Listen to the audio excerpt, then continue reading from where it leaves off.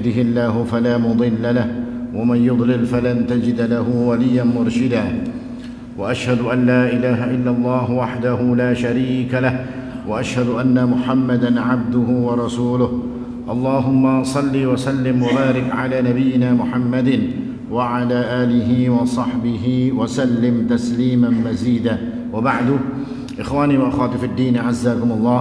Bapak-bapak, ibu-ibu, saudara-saudari sekalian yang dimuliakan oleh Allah Subhanahu wa taala, alhamdulillah kembali kita bersyukur kepada Allah Subhanahu wa taala atas nikmat yang Allah berikan kepada kita sehingga bisa dengan mudah kita berkumpul di tempat yang mulia ini untuk mengerjakan salah satu kewajiban yang dibebankan oleh Allah Subhanahu wa taala kepada kita, dan kemudian kita duduk sejenak untuk mentadaburi ayat-ayat Allah Subhanahu wa taala dan sunnah-sunnah Rasulullah sallallahu alaihi wasallam, dan mudah-mudahan ini akan menjadi catatan kebaikan untuk diri kita dan akan berguna insyaallah nanti di hadapan Allah Subhanahu wa taala. Amin ya rabbal alamin.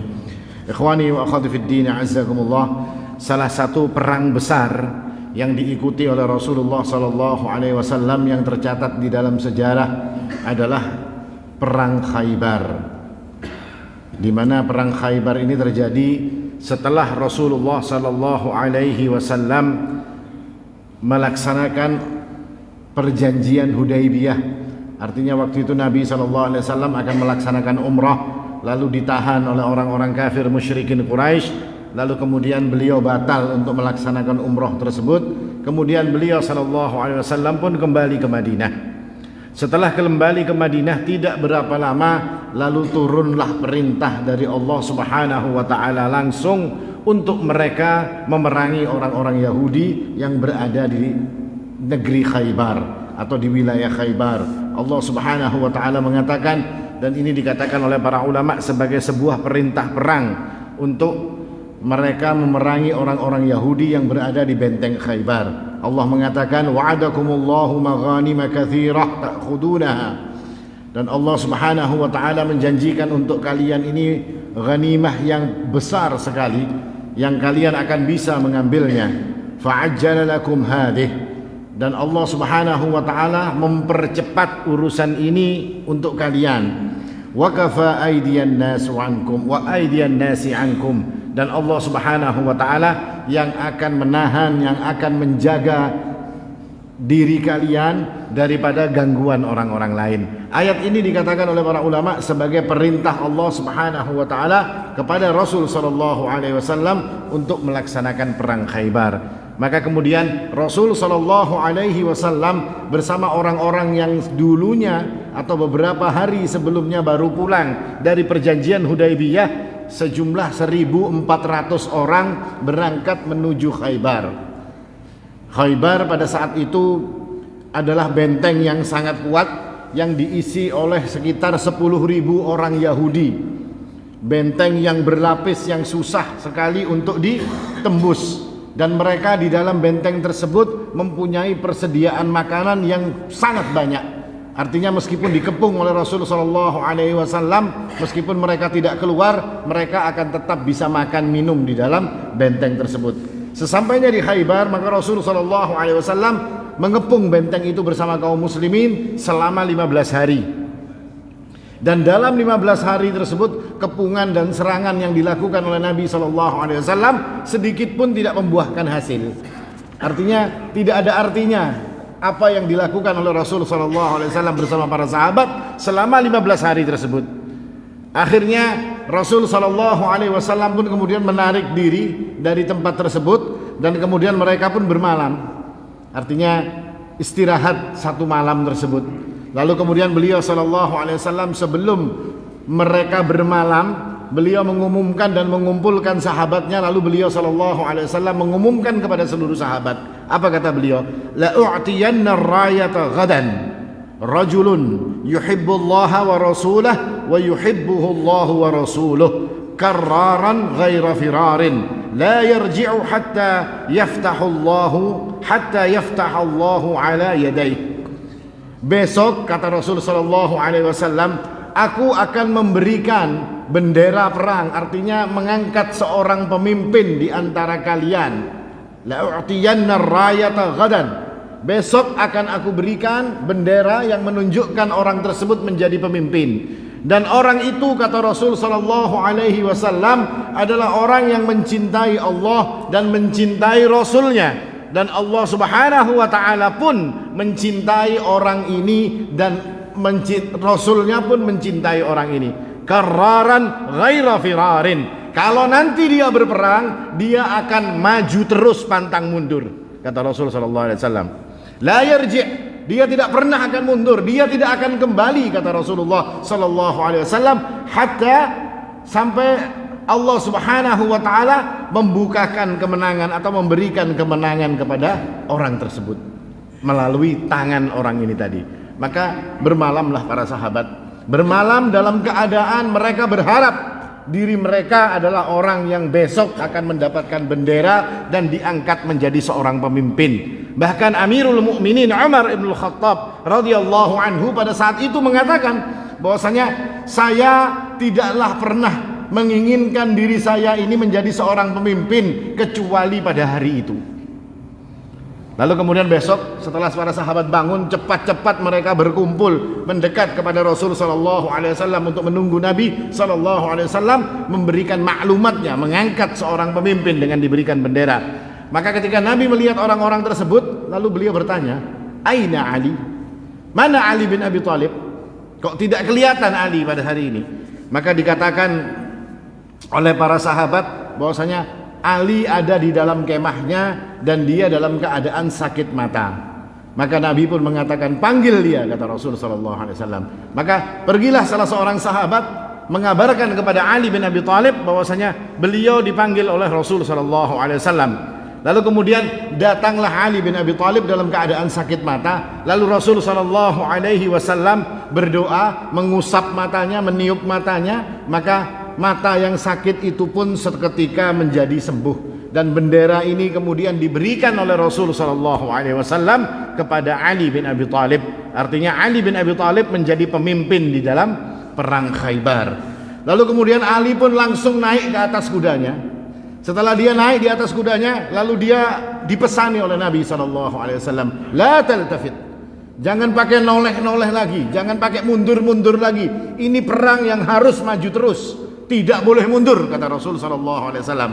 Lalu Ali pun mengatakan kepada Nabi, "Ala mada uqatiluhum?" Untuk urusan apa Rasulullah sallallahu alaihi wasallam? Apa niat yang akan kita lakukan ini untuk memerangi mereka? Ini apa niatnya? Maka Nabi pun mengatakan, "Ala ayyashhadu alla ilaha illallah wa anni Muhammadun Rasulullah." Dan sesungguhnya perangnya, tujuan dari perangnya adalah untuk menjadikan mereka itu bersyahadat tidak ada Rabb, tidak ada ilah yang patut disembah kecuali Allah, dan aku adalah Rasulullah. Ini tujuan perangnya, kata Rasul sallallahu alaihi wasallam. Maka Ali pun berangkat.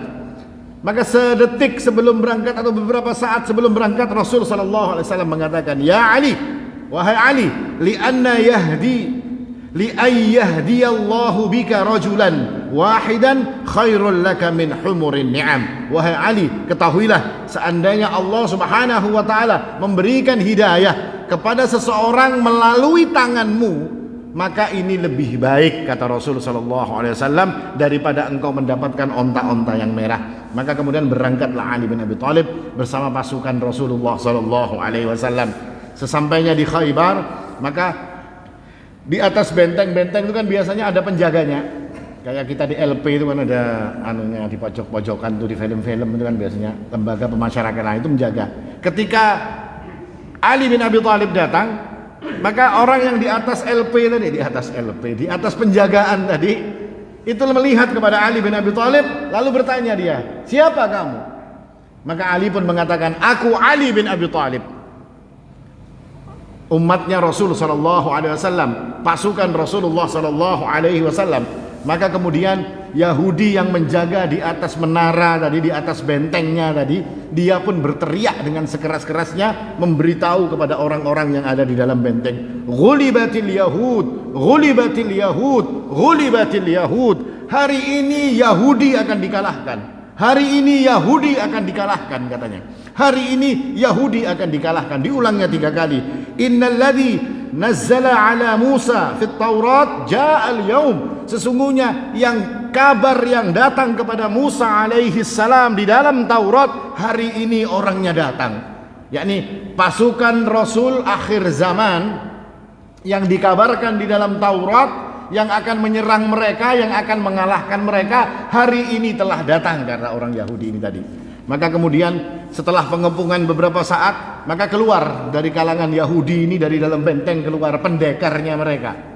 Artinya tacutnya yang keluar, namanya Marhab. Setelah Marhab ini keluar, maka dihadapi oleh salah seorang kaum muslimin. Karena si Marhab ini pendekarnya orang-orang Yahudi, dalam waktu beberapa saat orang mukmin ini tadi syahid, dibunuh oleh si Marhab. Terus kemudian setelah membunuh, si Marhab ini pun terus menyombongkan dirinya, saya ini Marhab, ya kan, tidak ada yang mengalas, apapun perang yang akan terjadi, apapun akan saya hadapi. Tidak ada rasa takut pada diri Marhab ini. Siapa lagi yang mau maju, katanya. Maka Ali bin Abi Thalib pun lalu maju, dan dia mengatakan, perkataan ini sangat terkenal. Ketika Marhab ini membanggakan dirinya, maka Ali pun mengatakan, ana alladhi sammatni ummi Haidarah kalaythi ghabatin karihal mandarah. Aku yang orang yang dinamakan oleh ibuku sebagai singa, seekor singa tua yang kalau orang melihat aku, kata Ali bin Abi Thalib, jadi karihal mandarah, pemandangan yang tidak mengenakkan kalau sampai ketemu dengan saya ini, kata Ali bin Abi Thalib. Seolah-olah seperti itu dia mengatakan. Seperti singa yang ketika orang bertemu dengan singa ini menjadi pertemuan yang tidak mengenakkan. Lalu bertandinglah Ali dengan orang ini, dan akhirnya orang ini pun, yang namanya Marhab ini pun akhirnya dikalahkan oleh Ali bin Abi Thalib. Bahkan di dalam perang Khaybar ini Allah Subhanahu wa taala benar-benar menunjukkan kehebatan Ali bin Abi Thalib. Bahkan ketika diceritakan, ketika dia berhasil membuka pintu gerbang daripada Khaybar, itu dia cabut pintunya, dan kemudian orang-orang yang menyerang dirinya dalam jumlah yang banyak, Ali itu menggunakan tameng, itu pintu digunakannya sebagai tameng, pintu gerbang dari benteng tadi digunakan oleh Ali bin Abi Thalib sebagai tameng untuk menghadapi orang-orang yang menyerang beliau. Ini menunjukkan kehebatan Ali bin Abi Thalib, yakni kekuatan yang diberikan oleh Allah Subhanahu wa taala, dan memang benar dia pantas untuk dijadikan pemimpin dalam perang besar sebesar perang Khaybar ini. Nah, ini kisah daripada perang Khaybar, dan akhirnya dalam perang Khaybar ini pun akhirnya Rasul sallallahu alaihi wasallam berhasil mengalahkan orang-orang Yahudi. Dan di dalam perang Khaybar ini pula terjadinya peracunan atas Nabi sallallahu alaihi wasallam oleh seorang wanita Yahudiyah, di mana setelah orang-orang ini dikalahkan, orang-orang Yahudi telah tunduk, telah takluk, maka datang perempuan ini dengan membawakan paha kambing yang telah dilumuri racun. Lalu kemudian paha kambing ini pun disuguhkan kepada Rasul sallallahu alaihi wasallam bersama para sahabat. Lalu kemudian sahabat-sahabat pun makan, Rasulullah sallallahu alaihi wasallam pun makan. Tapi ketika Rasulullah baru memasukkan ke dalam mulutnya paha kambing, mukjizat Allah Subhanahu wa taala, paha kambing ini berbicara, "Ya Rasulullah, inni masmumah." Wahai Nabi, sesungguhnya aku ini diracun. Maka dimuntahkan oleh Nabi SAW. Sedangkan sahabat-sahabat yang sudah termakan beberapa orang, mereka pun meninggal pada saat itu karena dahsyatnya racun ini tadi. Lalu didatangkanlah wanita Yahudi ini tadi. Kenapa engkau meracun kami, kata Nabi SAW. Tidak wahai Muhammad, sesungguhnya aku cuma ingin membuktikan apakah kamu ini Nabi betul atau tidak. Seandainya engkau ini adalah seorang pendusta, niscaya engkau akan makan itu paha kambing dan engkau akan mati. Tapi karena engkau adalah Nabi, maka engkau pasti akan dijaga oleh Allah Subhanahu wa taala. Dan aku yakin engkau adalah seorang Nabi. Tapi tetap dia tidak mau beriman. Dan akhirnya Nabi SAW pun memerintahkan untuk dia diqisas dengan sebab membunuh beberapa orang sahabat. Ini cerita di dalam perang Khaybar, sekelumit cerita daripada perang Khaybar. Karena perang Khaybar ini begitu menarik, kalau sejarah menulis begitu panjang tentang kejadian-kejadian yang terdapat di dalam perang Khaybar. Tapi intinya, ketika kita menyaksikan bahwasanya perang Khaybar adalah perintah dari Allah Subhanahu wa taala dan perjuangan para sahabat Nabi sallallahu alaihi wasallam, maka ada hikmah yang mungkin kita bisa ambil. Ada faedah-faedah daripada cerita yang singkat daripada perang Khaybar tersebut yang bisa kita ambil, yang akan kita gunakan di dalam pelajaran di dalam hidup kita. Di antara apa yang terdapat di dalam cerita yang sekelumit cerita yang pendek tadi, ada faedah bahwasanya para sahabat Rasulullah sallallahu alaihi wasallam itu mempunyai keinginan untuk menjadi pemimpin di dalam perang Khaybar.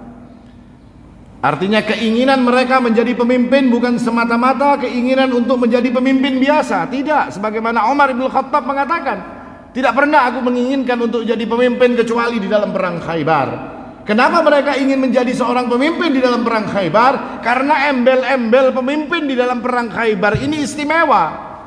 Apa kata Rasulullah? Rajulun yuhibbullaha wa rasulah wa yuhibbuhullahu wa rasuluh.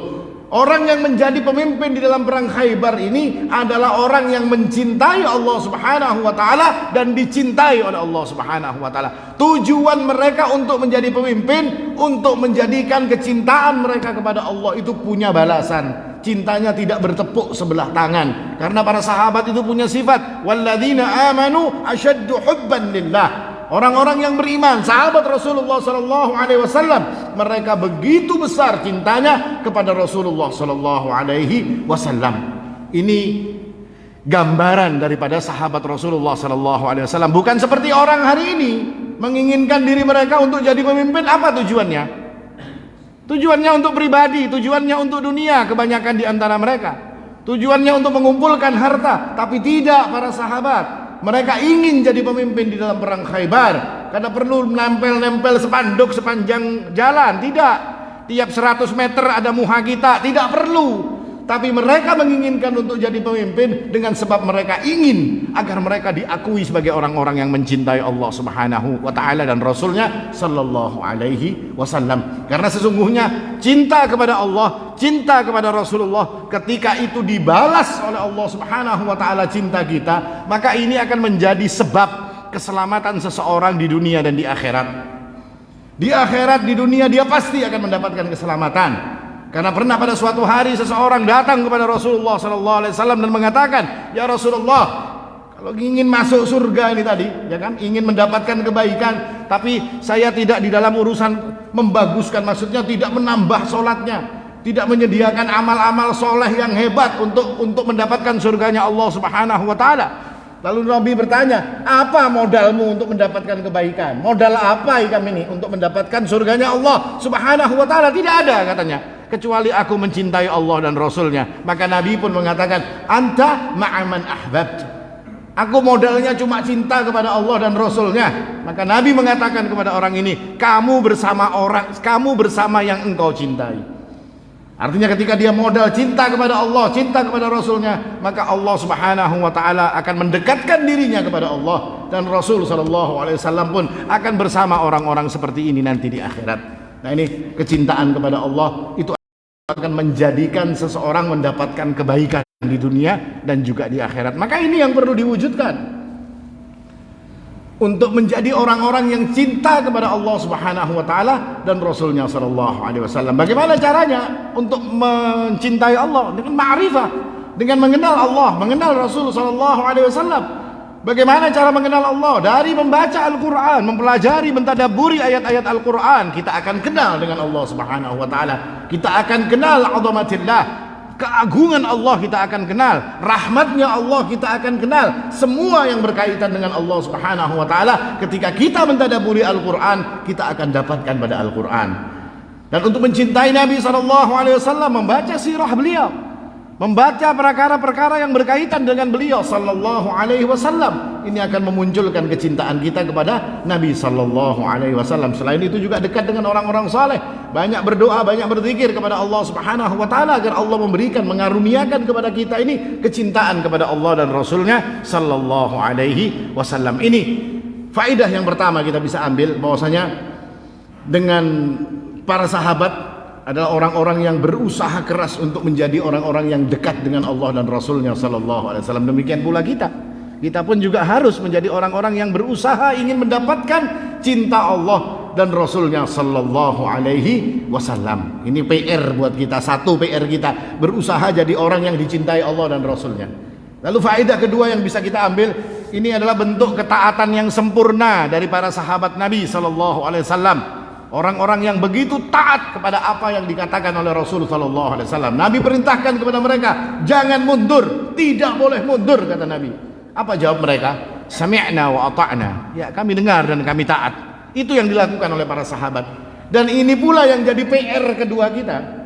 Karena kebanyakan di antara kita ini kalau dalam urusan taat masih milih-milih, masih berpilih. Taatnya kalau tidak mengganggu pekerjaan, oke lah. Taatnya kalau kadang mengganggu keuangan, ya boleh. Taatnya kalau kadang mengganggu kesenangan kita, oke. Kalau sudah berurusan taatnya ini mengganggu perkara-perkara kita, waduh, mikir 200 kali. Padahal orang yang kadang pakai mikir untuk bertaat kepada Allah, orang yang berani meninggalkan semua yang dilarang oleh Allah Subhanahu wa taala demi satu tujuan, untuk taat kepada Allah Subhanahu wa taala, maka Allah pasti dan berjanji akan memberikan keberkahan kepada orang ini. Engkau takut di dalam urusan pekerjaanmu, jangan takut kata Allah, karena Allah akan menggantinya dengan keberkahan. Engkau takut uangmu akan habis, pemasukanmu akan sedikit. Kalau engkau taat kepada Allah Subhanahu wa taala karena harus meninggalkan pekerjaanmu yang melanggar syariat Allah Subhanahu wa taala, jangan khawatir, Allah yang janji akan memberikan keberkahan. Kok kita ini tidak percaya dengan janjinya Allah? Kalau janjinya kampanye yang ditempel-tempel di pinggir jalan itu kita kok percaya kayak itu nah. Percaya kita, oh ini janji kayak ini janji, padahal dibungulinya kita. Allah la yukhlifullahu wa'dah. Allah tidak pernah mengingkari janjinya. Tidak pernah ada catatan Allah mengingkari janji yang telah diucapkan oleh Allah Subhanahu wa taala. Allah mengatakan, "Walau anna ahlal qura amanu wattaqau lafatahna 'alaihim barakatin minas sama'i wal ard." Seandainya penduduk suatu negeri itu beriman dan bertakwa, takwa itu menjalankan perintah dan menjauhi larangan. Semua yang dilarang ditinggal, semua yang diperintahkan dikerjakan. La fatahna 'alaihim barakatim minas sama'i wal ard.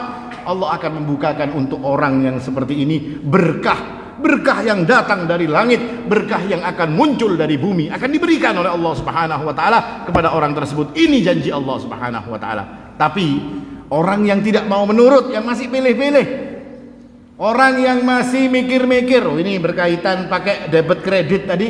Nah, ini diberi ancaman oleh Allah Subhanahu wa taala. Seperti apa ancaman Allah? Fala wa rabbika la yu'minun. Demi Allah, kata Allah Subhanahu wa taala, tidak sempurna iman seseorang hatta yuhakkimuka fima syajara bainahum, sampai mereka ini mengambil hukum, mengambil aturan dari Rasulullah sallallahu alaihi wasallam terhadap urusan-urusan yang ada di antara mereka. Thumma la tajidu fi anfusihim harajan mimma qadait.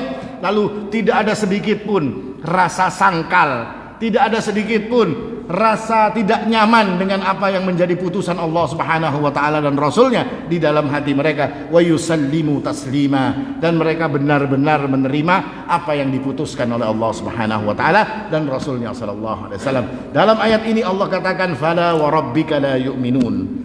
Tidak sempurna iman mereka itu.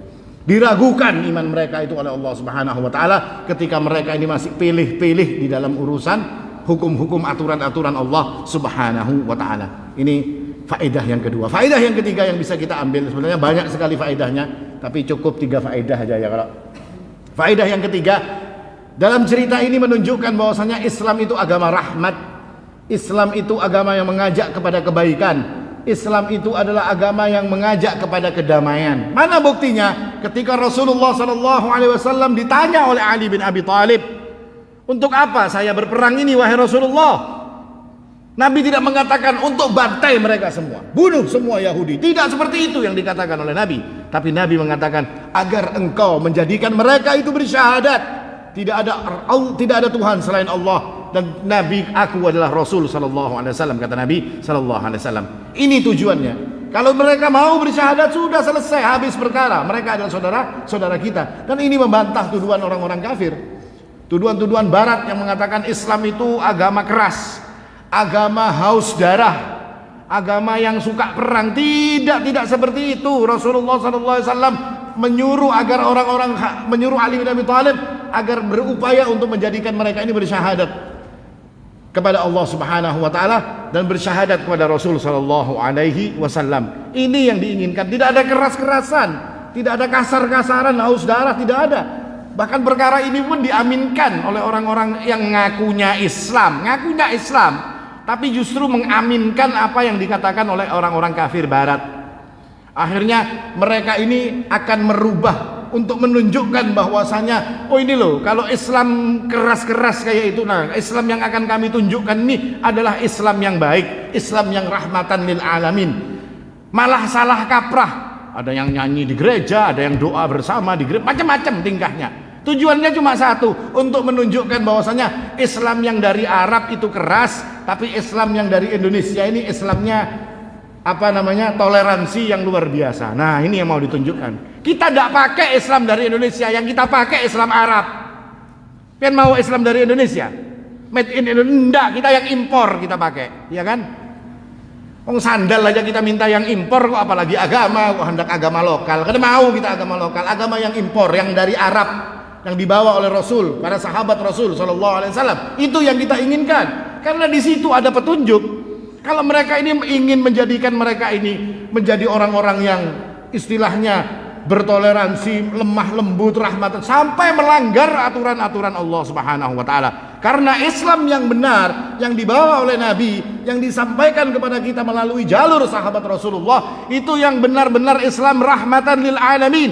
Allah mengatakan, "Wa ma arsalnaka illa rahmatan lil alamin." Dan tidaklah kami mengutusmu wahai Muhammad kecuali sebagai rahmat bagi seluruh alam. Maka tidak ada yang namanya orang Islam ganggu orang beribadah. Ada orang Nasrani, ada orang Yahudi, ada orang Buddha, Hindu mau beribadah, silahkan. Kita tidak pernah ingin mengganggu mereka.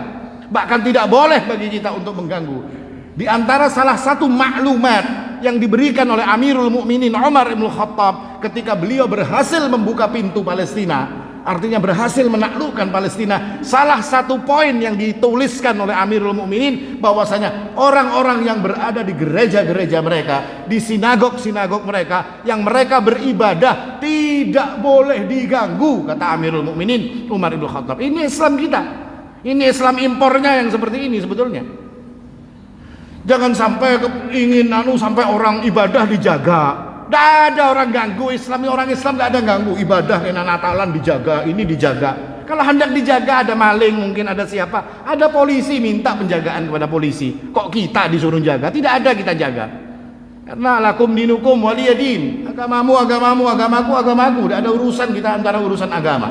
Nah ini yang seharusnya kita tunjukkan, bahwasanya hikmah yang terdapat di dalam cerita ini, bahwasanya agama Islam itu benar-benar agama yang lemah lembut. Bahkan Rasul Shallallahu Alaihi Wasallam mengatakan, kalau engkau sampai bisa wahai Ali memberikan hidayah kepada seseorang melalui tanganmu, maka ini lebih baik daripada onta-onta merah. Nabi tidak mengatakan, wahai Ali, kalau engkau berhasil memenggal kepala Yahudi, maka engkau akan mendapatkan nikmat yang seperti ini. Kalau engkau berhasil membunuh Yahudi, engkau akan mendapatkan pahala seperti ini. Tidak, Nabi tidak mengatakan seperti itu. Nabi mengatakan, kalau engkau bisa memberikan petunjuk Allah Subhanahu wa taala, engkau berikan orang itu pengetahuan lalu dia beriman kepada Allah, maka ini lebih baik daripada onta-onta yang merah, kata Nabi sallallahu alaihi wasallam. Artinya apa? Agama Islam itu agama yang mengajak kepada dakwah. Orang didakwah, ud'u ila sabili rabbika bil hikmati wal mau'izatil hasanah. Ajak orang itu untuk masuk ke dalam agama Allah Subhanahu wa taala ini dengan hikmah caranya dan dengan nasihat-nasihat yang baik. Karena dalam hadis yang lain Nabi SAW mengatakan, man dalla ala khairin falahu mithlu ajri fa'ilih.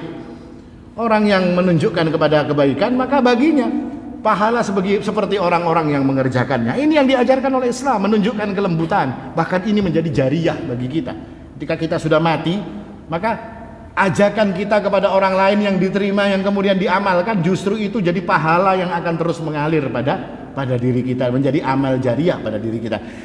Ini kira-kira beberapa hikmah yang bisa kita ambil. Artinya kecintaan para sahabat, dan ini jadi PR kita. Bagaimana kita ini menjadi orang-orang yang cinta kepada Allah dan Rasulnya Sallallahu Alaihi Wasallam. Dan yang kedua, bagaimana diri kita, hikmah yang kedua yang kita bisa ambil, bagaimana diri kita ini menunjukkan ketaatan kepada Allah Subhanahu Wa Taala dan Rasulnya, dengan melakukan apa yang diperintahkan Allah dan Rasulnya, dan meninggalkan apa-apa yang dilarang oleh Allah Subhanahu Wa Taala dan Rasulnya. Dan ini perlu dipelajari, perlu dipaksakan, perlu diusahakan.